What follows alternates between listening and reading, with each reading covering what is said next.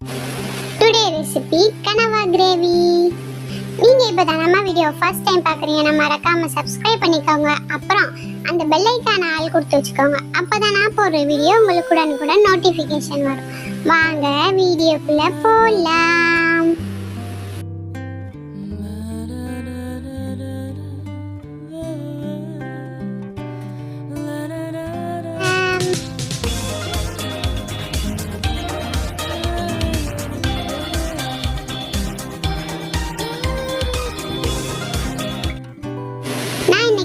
கிரேவிக்கு 2 பெரிய வெங்காயம் சின்ன சின்னதாக நறுக்கி வச்சிருக்கேன். அதே மாதிரி 2 தக்காளி நறுக்கி வச்சிருக்கேன். கொத்தமல்லி, புதினா, அப்புறமா கருவேப்பிலை, 3 பச்சை மிளகா. உங்களுக்கு காரத்துக்கு ஏற்ற மாதிரி பச்சை மிளகா நீங்கள் எடுத்துக்கோங்க. இப்போ நம்ம கனவா கிரேவி செய்ய ஆரம்பிக்கலாம். அடுப்பில் கடாயை வச்சுட்டு இந்த கடாய் நல்லா சூடானதும் தேவையான அளவு எண்ணெய் ஊற்றிக்கோங்க. எண்ணெய் நல்லா சூடானதும் தேவையான அளவு கடுகு உளுந்து போட்டுக்கோங்க.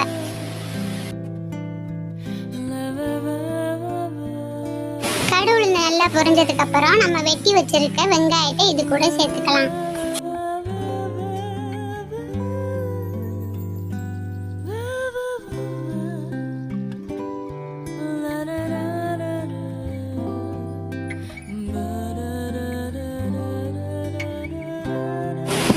இது கூடவே நம்ம எடுத்து வச்சிருக்க பச்சை மிளகா, கருவேப்பிலை எல்லாத்தையும் சேர்த்து வதக்கிக்கலாம். வெங்காயம் நல்லா சீக்கிரமாக வதங்கணும்னா கொஞ்சோன்னு நீங்கள் சால்ட், உப்பு சேர்த்துக்கோங்க. சீக்கிரமாகவே வெங்காயம் வதங்கிடும்.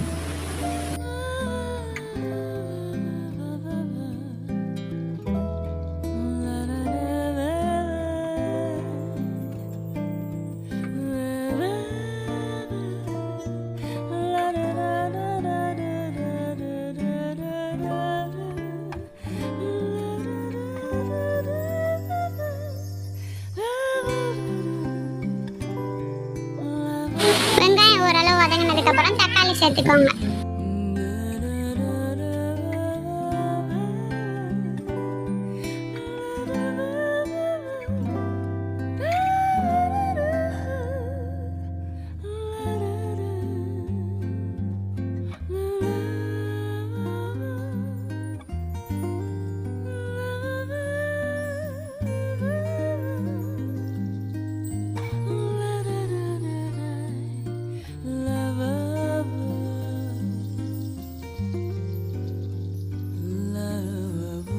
தக்காளி வெங்காயம் நல்லா வதங்கினதுக்கு அப்புறம் தேவையான அளவு மிளகாத்தூள் சேர்த்துக்கோங்க.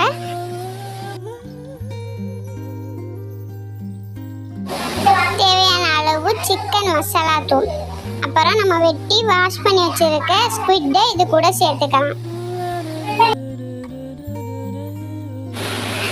பொறுத்தவரை நீங்கள் தண்ணி ஊற்றவே தேவையில்லை. இப்போ பாருங்கள், உங்களுக்கு வீடியோ பார்த்தாலே தெரியும் ஏன் அப்படி சொல்கிறேன்னு. நீங்கள் வெட்டி வச்சுருக்க கனவாவை இது கூட சேர்த்து ஒரு மூடி போட்டு ஒரு தடவை கிளறி விட்டுட்டு ஒரு மூடி போட்டு மூடி வச்சுருங்க. மூடி வச்சுட்டு திறந்து பார்க்கையில் ஒரு மேஜிக் இருக்கும். பாருங்கள், நான் சொல்கிறேன்.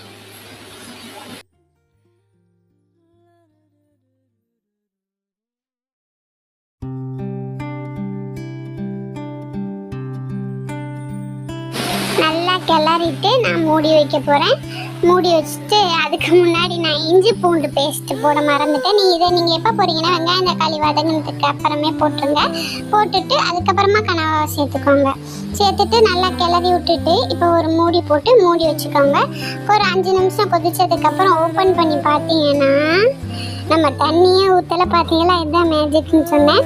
அதில் எப்படியும் கனவாவில் ஒரு டம்ளர் தண்ணிக்கு மேலே இருக்கும். இது வத்துற வரைக்கும் நல்லா சுருள வதக்கி விடுங்க.